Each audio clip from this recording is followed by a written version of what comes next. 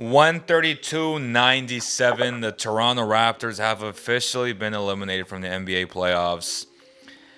Not a good moment, not a cool moment. Very weird feeling, honestly. I'm very shocked. I did not expect this. But hey, on the bright side, they had a hell of a season. Scottie Barnes won Rookie of the Year. Pascal Siakam had a redemption year. He, had one, two bad games, but for the most part, he had a good series. Fred VanVleet had an all-star year. That could be potential trade bait as we discuss these three things moving forward, what the Raptors have to do. But, Skip Bayless, Charles Barkley, pretty much guaranteed a win for the Raptors. That's always bad news when they do things like that, and I was upset. But, hey, it is what it is, man. Robert, how you feeling? Biggest takeaway tonight? A lot of takeaways actually. I don't know if I can square it down to one. I mean, if I had to give a game ball to the losing side, I would give it to Chris Boucher. What a great performance! Just commendable that he showed up this way. It's hard to imagine where they would have been had he not played so far above his head. Could this have been a 50-point loss?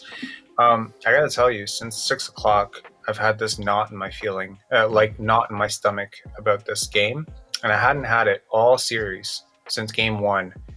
And I think about 2 minutes into the game, I saw how they covered a couple of pick and rolls, and that knot just didn't leave the entire game. Even at the half, when they were close, I was like, "This. If they do not change something, if they don't change their body language, their energy, this just didn't look right. Nothing about this team showed up."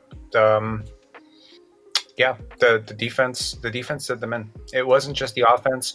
I think it was foul trouble early for OG Anunoby, but you know what? I don't think OG showed up this game. 5 points, one rebound in 29 minutes. I'm surprised. He's one of my favorite players, and he It's just did hard to not. get rhythm though. It's really hard to get rhythm when they continue to call BS calls on you. It's tough, but you're right. Like You know what? He was consistently out of position. He just didn't look as dialed in. Scottie did not look as dialed in defensively in the first half. There are a few takeaways. Number one, Pascal Siakam has redeemed himself from his last showing in the playoffs, the bubble. This was a lot better than that.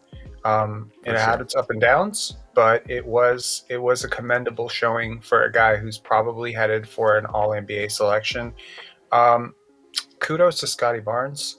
Not the greatest game, of course. The Sixers just left him open in the zone, and he could not routinely punish them with that three.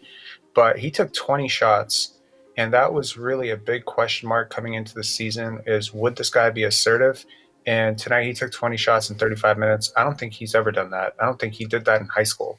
So that was something for me that you can build off of. But you could tell 4 times tonight he came up limping hard. Like he just needed a minute to just gather himself. He's in so much pain right now. You can just tell. Like you can just absolutely tell that ankle is bothering him. I just don't think the Raptors were really healthy enough in this series. The defensive connectivity tonight was just atrocious. Yeah, here we see a moment with the Cameroon stars Joel Embiid and Pascal Siakam. I am interested to see what To think about it, but what preview a Embiid little had bit to the Miami say. Heat. That series coming up, you Oh are well, familiar with them he's and not what even they talking bring about the to the table. Raptors. I think Toronto actually prepared us extremely well for them because they got basically the same schemes. They're gonna switch everything. They got a big fellow that can guard 1 through 5. So this was a good preparation for us. So, but we know what we gotta do as long as we take care of what we can control, and that means just playing hard offensively and defensively, moving the ball, rebounding the ball. We'll What happened to his eye? Why is it much smaller? Did someone smack him in the eye or what? Yeah, it was Siakam. Siakam hit him in the face. I'm You know, sorry, you, man. you know, karma did not take long. He did that airplane thing again that he did in 2019, and within 12 seconds of doing that, he got whacked. So that's karma. I think the refs really made this game choppy. I think tonight you saw how much officiating can really dictate the flow, the ebbs and Hmm. flows of the game. Because every time you get a transition, you get a momentum going. If they call a chippy foul, it's almost like they're playing referee slash coach for the other side because they're giving you a stoppage, right? So if they muck it up every time in their advantage, they give you big swings. They obviously put your best defender, your best wing defender, into foul trouble early, forcing you to go out of rhythm with your rotations. It really does screw up the game. I don't think this game was necessarily as bad as the score suggests. I think there was just a 6 to 8 minute stretch where the Raptors just were sleepwalking. It was really that was it. They just did not look right. I hate to say it, a healthy Fred VanVleet probably could have helped offensively this game just to space out that zone. There just isn't spacing. You look at this team: Precious Achua, Thad Young, Chris Boucher, Scottie Barnes, and Pascal Siakam. Yes, there's length, but if they're not committed defensively, offensively, you are giving up so much spacing with that lineup. Um, yeah, Well, they allowed 132 points. We talked about this last night, right? Where we broke it all down. Their best lineup is when they go long, but that also means that they have to get stops. And that is the one thing tonight that they just could not get, and that was stops. Literally, like it's one thing to have a lid on the rim, which I'm sure the Raptors had a hard time scoring in that third quarter, but they couldn't get any stops. Like they could have made it into a slugfest. But shout out to Maxi. James Harden did his thing for the first time in a long time, and again, last night we raved about how good he is, and he showed up tonight in the biggest game of them all. So you know what? In the first 5 minutes of this game, I think there were three or four. We'll probably at some point look at this game tape, and I'm sure the Raptors will as well.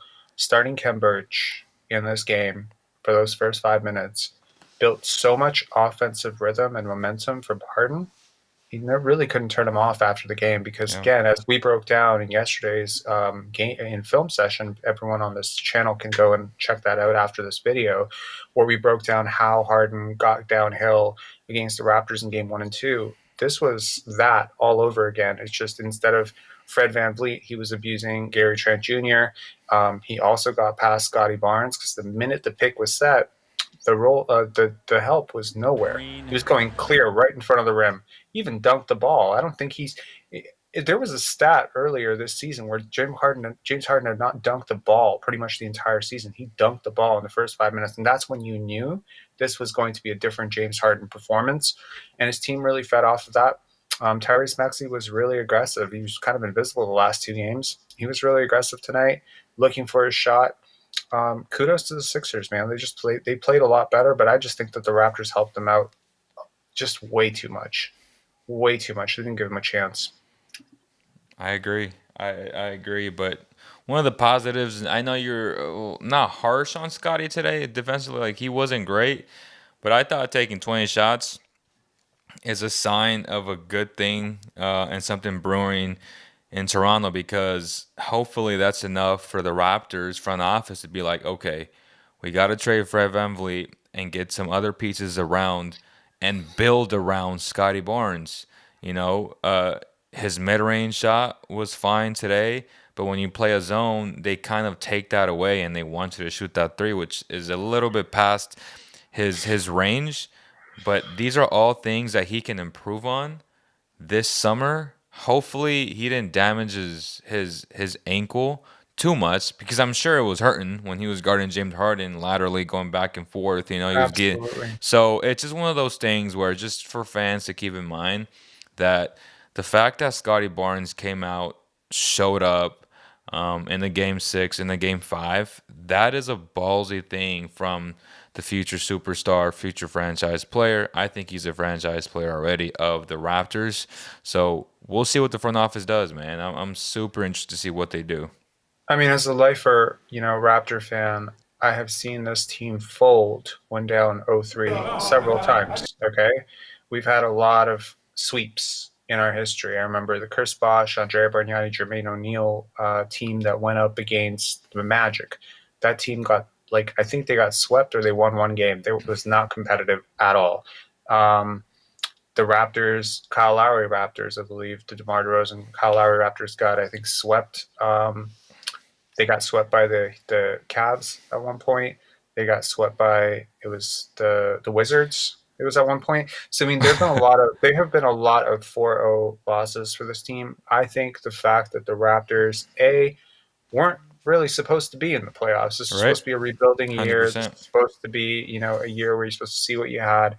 I think you got a chance. Like coming into this playoffs, Nick Nurse had one mo. He wanted to he wanted to see who these players were against playoff defense, because I think it really does show you who these players are. And I think you found out a lot about these players, and hopefully they found out a lot about themselves. I think the other thing he said was he wanted these young guys to get this experience. And I think it's kind of sad that Scottie didn't play 2 of those games, so he didn't get that experience in those 2 games.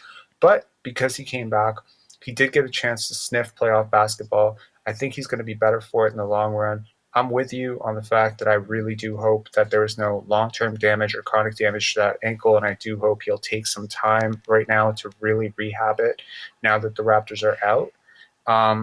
But I will tell you this. He took 20 shots today, as you said. That's a really good sign, an incredibly good sign, by the way. It showed that he showed up. Like he went at Embiid, hit that hook shot over him, hit that jumper over him. He went right over him a few times. Like, I mean, he really did attack him. I liked his composure with the ball offensively. Really didn't carry through into the second half.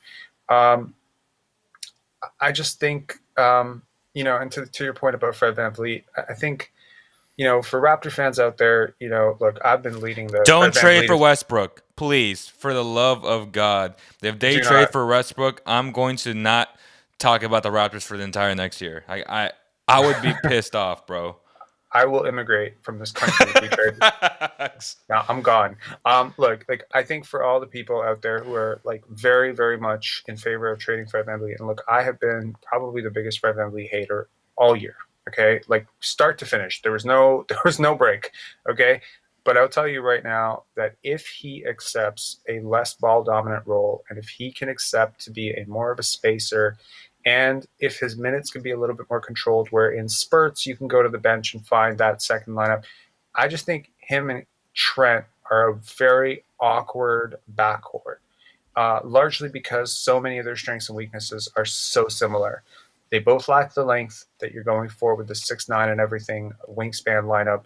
They both lack elite playmaking ability. They're both a little too ball dominant. They both dribble a little too much. It's just a little too much of the same thing with those two guys. If you, but again, if you're a Raptor fan out there who's thinking that the Raptors front office is looking at Fred VanVleet and saying this guy's got to be moved, I think hold the brakes on that one, because he did have rather impressive year for the most part. I mean, the first half of the year was really incredible. I think they may look at this summer as a chance to just examine this roster and see where he fits in. Maybe have a conversation, a very honest conversation with him about, this being Pascal and Scottie's team going forward, and him, seeing how he feels about that third role, fourth role in the offensive pecking order. This also happens to be the first summer where he's eligible for an extension. And coming off the year that he's just come off, now this is 2 straight years of hip issues that he's faced. He's an undersized guard going into, he's closing closer to 30. This is a time where you secure the bag if you're Fred VanVleet. So I think that conversation is going to happen about where they see his role going forward. And if that dollar amount is right, with the salary cap expected to go up, I don't necessarily think it's the worst thing in the world to hold on to him for 25 to 27 million. That'd I be think awful. That'd be awful. I think the other side of this is if you don't trade him and you don't extend him and you keep it in limbo, he comes out next year and bets on himself every time down the floor, and he hijacks your offense and plays for a contract extension. This can get ugly. We've talked about culture and establishing relationships with agents. This is a guy that you ran into the floor playing 42, 43 minutes a night. He can make an argument from an optics perspective that the reason he got injured or the reason that his body broke down is because you overplayed him because he didn't have a backup. So now, if you now do not extend him, He did, though. He had Dragic, who I have on the screen, who's laughing at the Raptors, emoji, emoji, emoji, and they had Malachi. So that's on Nick Nurse. That is on Nick Nurse, but you know what? The box, the box plus minus and all the analytics do not lie. For the first half of the season, before the Raptors transitioned over to Pascal and Scottie as backup point guards, whenever they went to the second unit, granted, I agree with you, Dragic is a hell of a lot better than Malachi Flynn and Delano Banton, so I think that was just a wasted opportunity. But he doesn't fit in with your defensive schemes, just not that fast anymore. And I just think before that happened, I think you saw a lot of evidence for why Fred VanVleet needed to stay on the floor. Again, in the second half of the season, that changed when Scottie became your backup point guard and and Pascal was doing a lot more. I think that the Raptors got a lot better. Even when Fred VanVleet went to the bench, the offense did not tank. But again, I think that there's an optics perspective here of potentially having a locker room issue next year if you don't extend him. Having this guy in limbo already as a ball dominant, shoot first type of point guard, I think that could be really bad, could blow up in your face, could end up in chemistry issues or a really, really poor start to next season. The Raptors have shown commitment to their core guys in the past and taking care of guys like Lowry and before they ever let anyone go to free agency, they usually try to take care of these guys beforehand. So I know that a lot of Raptor fans right now are really sour on Fred VanVleet. I'm not a huge Fred VanVleet fan, but I think you can probably expect that he's going to get an extension this offseason. Sorry to say. And you think he'll get 25, 27 mil per year? I mean, he's making over 20 right now, and he has a very, very, very good case to make that as an all-star, right? As an all-star who, quote unquote, is your leader. I think there's a very good case that he could make that he's outperformed that contract, and obviously he's not going for less. I think if I'm the Raptors, if I'm willing to play hardball with this guy, which I'm not sure they are, they've traded DeMar DeRozan before. Okay, they have traded the face of their franchise before, but if you're the Raptors, I think you play. I don't know if they're willing to play hardball with him, but if they are, the argument is simple. You are an undersized, vertically challenged point guard who's coming off 2 seasons in which you've had hip issues. We don't feel comfortable extending you for 4 years, 5 years. Maybe this means that you give him an extension, which gives him a big pay raise for a short term. I think that might be the best of both worlds, where you end up giving him something like 28 to 30 million, but you give him a 2-year deal with a player out, something like that. But if they give him like 4 or 5 years, I think they will live to regret the day they did that, because again, what this guy becomes, I think, if you want to go back and look at the Kemba situation in Charlotte, them not signing him, there were a lot of people who were very upset about that. A year later, it is really, really, really amazing that Boston gave him that contract, right? That was a huge mistake, and Charlotte looks like geniuses. So I think Kemba Walker is a lot more talented than Fred VanVleet ever was. And he's a lot faster and a lot quicker and same size. He had a lot of the same advantages. He's a really great shooter. But I think that there's a long history of undersized point guards falling off a cliff in their 30s, and the Raptors better be aware of it. Yeah, I just think that he's too established as your franchise cornerstone, or not like leader, not cornerstone. Obviously, Scottie, Pascal, these are your guys. These are your cornerstones. These are your franchise guys going forward. But in terms of like just establishing an identity, how much they've anchored him as Lowry's replacement, I think that's a lot to take out without adding something very substantial back in. Um, one of the deals that Kenyon and I, Kenyon, who's a frequent commenter on this, we were talking about Gary Trent and Fred for Donovan Mitchell. Oh my God, in a heartbeat. Like, give up a I would do first, it. give up a first and 2 firsts, done. What are we saying? I wouldn't add 2 firsts to that, but that would be an interesting thing. And I think Donovan Mitchell is a little bit better defensively if you take him out of that system. Yeah, I don't know. But again, it will be a very difficult Donovan discussion. Mitchell is a top 15 player in the game. What He are we is. saying? I mean, But he's I mean, some could argue that Fred VanVleet is a top 30 player in the game when healthy. And when healthy, by the way, just in terms of analytics, okay, I know. no, there's no way he's a top 30 player. I mean, there's 30 really good players in the game. He's not in the top 30. For the first 2.5 months of this season, as much as I would like to disagree with you, as much as I'd like to agree with you on that, and believe me, when I talk about like Fred VanVleet as a initiator, space, like there's a lot of issues with his game, no downhill gravity, etc. But if you really look at the analytics in the first 2 to 3 months when his shot was falling and he seemed to be healthier, there was a case to be made that he was a top 15 player in the first. He really carried us. So talent versus effect, right? Impact. He impacts the game in a lot of ways. I mean, are we Um, talking about this season? Or are we talking about would you take him like I would take 30 dudes in the NBA easily over him, and it's not I'm even not. I'm close. not talking trade. I'm not talking trade value. Obviously, there are a lot of younger guys who are like 22, 23 years old that maybe aren't as good as him right now. I'm just talking in terms of on-court impact for the first 2.5 months of this season. I think he was, as much as I have issues with how little he passed to Scottie Barnes or how much he But the holds the ball. NBA isn't 2.5 months though. No, it's not. And I think that if you're the Raptors, that has to factor into your thinking, right? But again, the counterpoint is you overplayed this guy too many minutes. If you sign him, you have to, find an established backup who can actually spell him minutes, which, very well, I think they found in Siakam and Barnes. I think the other side of this is, he's played off ball with Kyle Lowry. So if you, and I think the Raptors should consider Scottie Barnes the point guard of their future because he is a point guard. He is absolutely a point guard. I think you saw that the last 3 games. The Raptors offense just is beautiful when he's initiating it. Hmm. Um, I think you need to have a real conversation with him about moving off the ball. But I just think it creates so many issues for your team to have both him and Trent. I think there's an awkward fit there, as I've said already. I think they need to move off of one of these guys for Yeah. something. And ideally, to answer the question that James had earlier, a point guard or center, a primary scorer or a center. I don't know. I guess that depends on how bullish you are on Precious Achua, right? We saw the best and worst of Precious Achua this series. We saw the best of him in the last 2 games.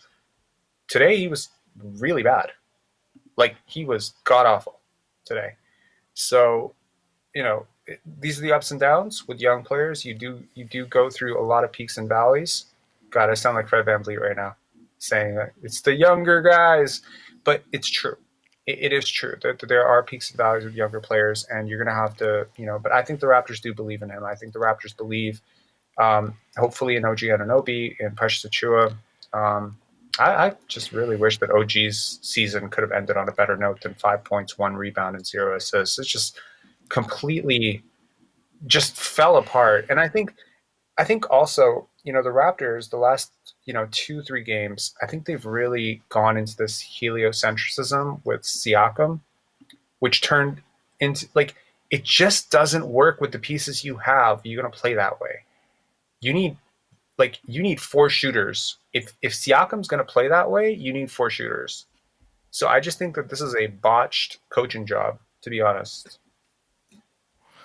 Is is there one thing? I guess let's move on to three things we're looking forward to. It's always really hard after an elimination game, especially a game six like this, because we all thought there was going to be a game seven. At least I did. So is there one move right now on the top of your head that is like, okay, this is what they have to make before we end the show and potentially just break down the game tomorrow, and kind of show where all the mishaps were. Yeah.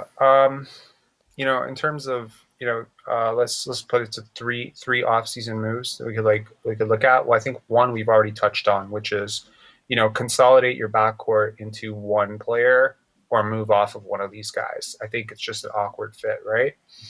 I think the second thing would be that if you're going to go with this younger line of this long centerless lineup, I think at some point you have enough evidence right now to suggest you do need something behind one of them on the center spot.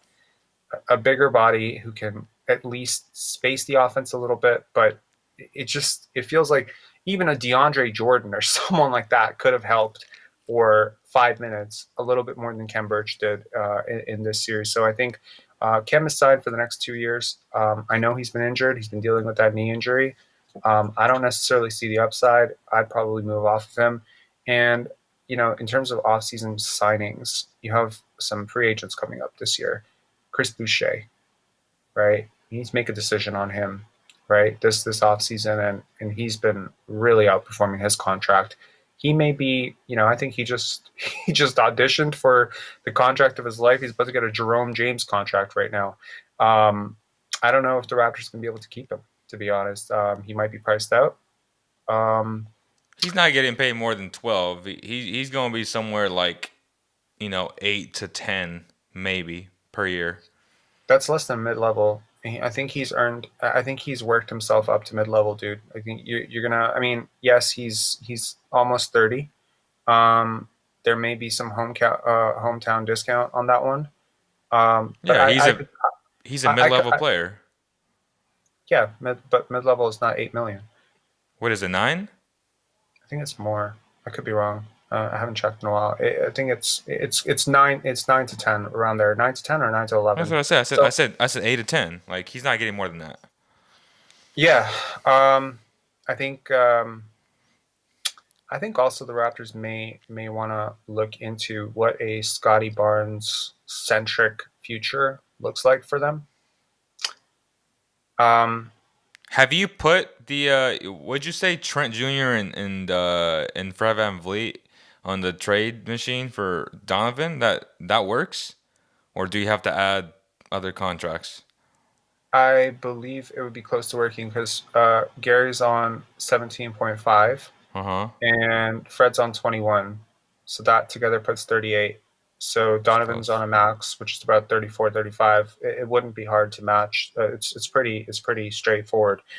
Um, I'm offering that plus 2 firsts. Get it done. you know what? I think the Raptors have shown you at this point that they're ahead of schedule. There's enough youth on this team. Like there are a lot of teams in this league that have blown their entire future for a win now move and live to regret it. The Clippers, But the he's not Nets. Kawhi though. Like Donovan Mitchell's young. Like that's the Well, difference. Kawhi was 26 when we traded for him, so Kawhi was young too.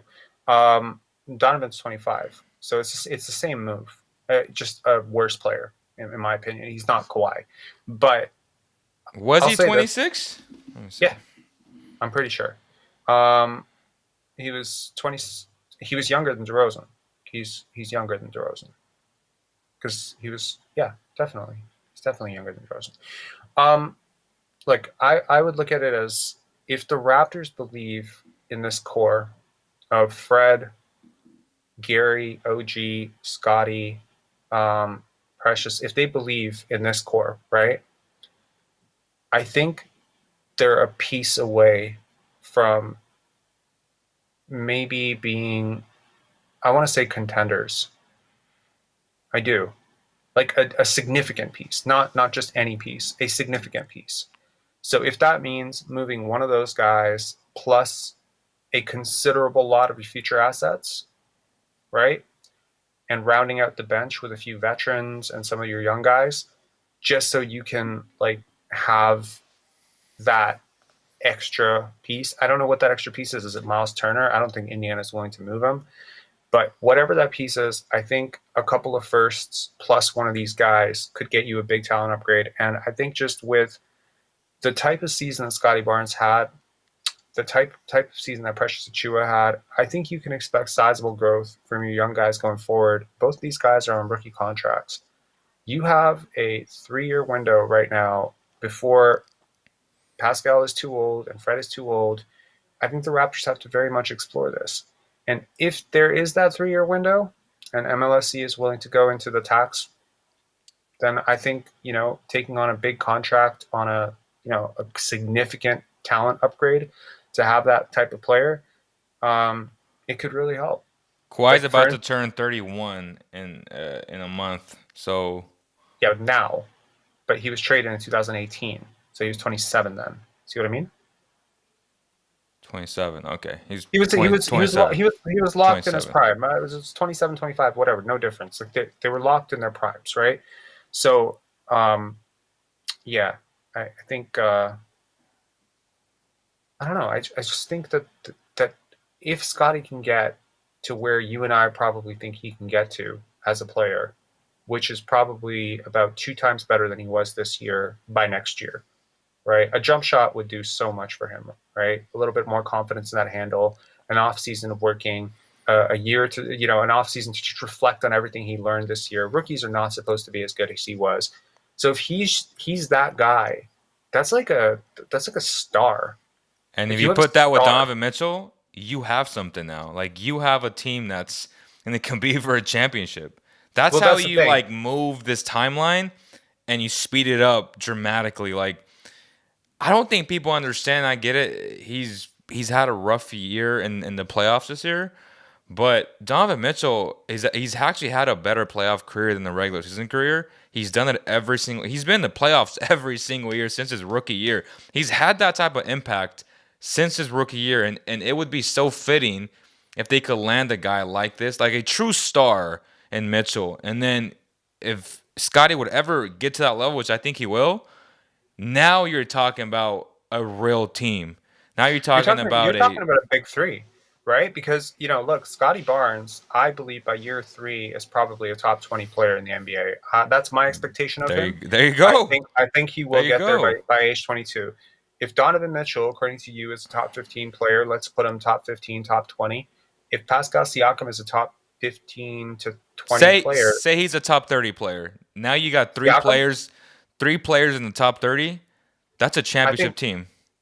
it is. It is absolutely. 100%. You have 3 guys, and again, Scottie year 3, I believe is probably better than Siakam right now. I think Right. by year 3 That's what I'm saying. he would be that guy.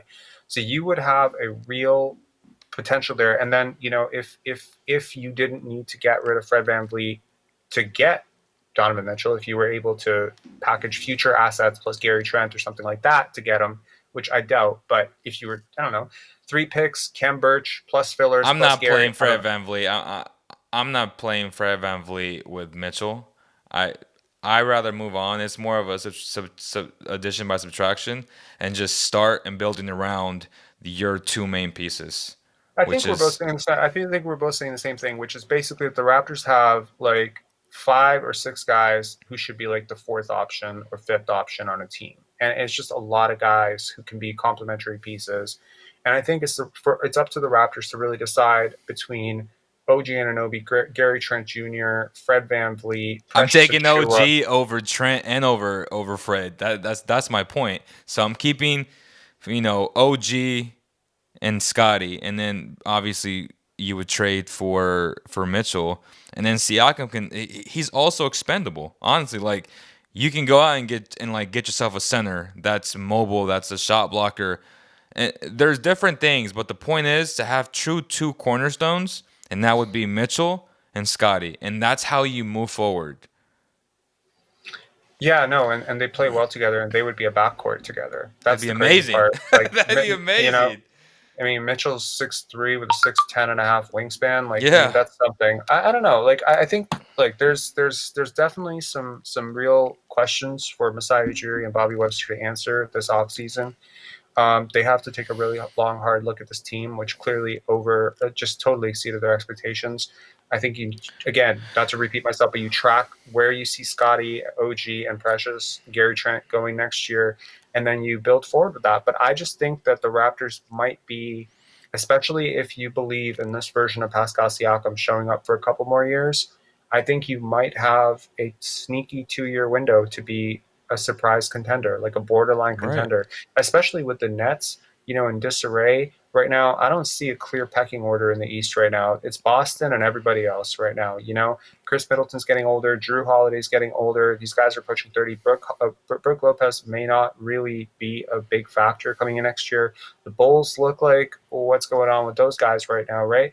There's a lot of parity. And if you're the Raptors, I think one move, and even look at the Miami Heat, they're number 1 seed right now. Jimmy Butler, right? Victor Oladipo, Kyle Lowry. I mean, these are all players you very much expect to be worse players next year. So I just don't. I think the Raptors again have this thread. They can thread the needle for a 2 to 3 year window with a star player, superstar player. And again, it's like one of those Kawhi type moves, Mm-hmm. right? Where if one of those guys becomes available that fits with your culture, is on a decent enough contract, 2 years plus, is a 2-way player, I think you have to swing for the fences and pray that the ascension of Scottie Barnes that younger player, that star player, that can create enough of a punch for you. Because I think what you saw tonight was actually quite simple. The Sixers' best two players just were better than your best player. As well as Siakam played right now, he Yep. did not control this game the way Harden and Embiid did. And yeah, I think it would really help to have the two best players in a series, or have at least two of the four best players in a series. Well, I'm watching Mitchell play right now, and I'm just fantasizing over the fact that if he goes to Toronto and with Scottie Barnes, holy moly, that would be insane personalities. Both dudes always with a smile on their faces. Both dudes very well. Like Donovan Mitchell is literally such a well-spoken kid, man. Like he's amazing, right? Yeah. So that would be insane. I would love that. He'd fit the culture perfectly. We'll see though. Obviously, I don't know the relationship that Messiah has with Danny Ainge. That's the guy that he has to call, because that's the guy that's making the big calls now. And from people that I've spoken to, it's he wouldn't mind moving Spida. Like Danny Ainge believes he can draft a guard and get a guard back in the trade. And it just so happens that the Raptors have two of those dudes that are good role players. And if they can get multiple picks that the Raptors can actually give up, who knows? Because they may end up keeping Gobert, because that relationship's gonna break up, right? Like Gobert and Spida, it's pretty much done. So it's just a matter of who are they trading, Spida or Gobert. So it'll be very interesting to see. It's just a much bigger market for Mitchell. It's weird because, like, on the one hand, Gobert fits better with a lot of teams. There are a lot of teams that could just slide him in and they're just better automatically, right? With Mitchell, I don't think he fits necessarily as well, but he will get you more back. That's what I'm saying. It's kind of a weird dynamic for Ainge, because he knows he has to move off one of these guys, if not both of these guys. They're both on big contracts. Gobert's contract is worse, which means the return you get for him includes the fact that the other team is taking on a clearly overpaid player who's a one-way, player, and frankly, just, so even though, you could fit Gobert into Charlotte, you could fit Gobert into, like, seriously, like, what team, like, couldn't use him? There's like maybe 5 teams or 6 teams that are set at that position. The rest of the teams are just wide open. He just shores up your defense so well in the regular season. I just think that there's more available for Mitchell, but he has fewer landing spots. There just aren't a lot of teams that can account for that ball dominant of a scorer in the backcourt, because they already have one, basically. Well, we'll see what happens, man. Both Rob and I will be back soon. We'll be keeping you guys covered with the NBA draft coming up. Lots of Raptors talk, obviously. Yeah, man, it's going to be a hell of a summer. The summer starts now, right? We'll be doing some film sessions as well, potentially tomorrow or the next day, so stay tuned for that. We'll also be doing some playoff games. Rob, Celtics, Bucks. It's going to be a heavyweight matchup. Obviously, not having Chris Middleton is going to hurt the Bucks, but you never know. They have the best player in the series. Tatum, Tatum wants to take his crown. So we'll see what happens, man. You want to give me your predictions for the next round in the East? Oh, man, don't make me do this. Not right now. Not after a Raptors loss. Like Heat Sixers. Oh, for sure the Heat. Like Okay. Drake told Embiid right now. Now it's gonna be a real sweep. Obviously, it won't be a sweep, but they'll win 4-2. So the Heat will win 4-2. And then it's so tough with the Bucks, man. Like if they had Middleton, I'd go Bucks. I think I'd go Celtics. I'm going Celtics in 7. Honestly, I wouldn't bet against the Celtics. I wouldn't. Like, they are by far my favorite team left. I love the way they play. I love Jason Tatum, and Ime Udoka is honestly my favorite coach right now. I've been raving about this guy for years, about when he would get his opportunity, and I'm so happy for him. I think this might be a hot take. I think the Celtics are going to the finals. I love the way this team plays. I mean, and Jason it's Tatum, not a hot take. I mean, they're really freaking good. I think Jason Tatum is going to be the best player in every single series from this point out. Well, that's a hot take. Well, he has more help than Giannis does, so we'll see what happens, man. Thank you guys so much, James, Van Who, everybody in the chat. For the people that watch this after, make sure you slap the like button or dislike, whatever it is. The algorithm pushes it out either way. Thank you guys so much, and we'll see you on the next one. Peace.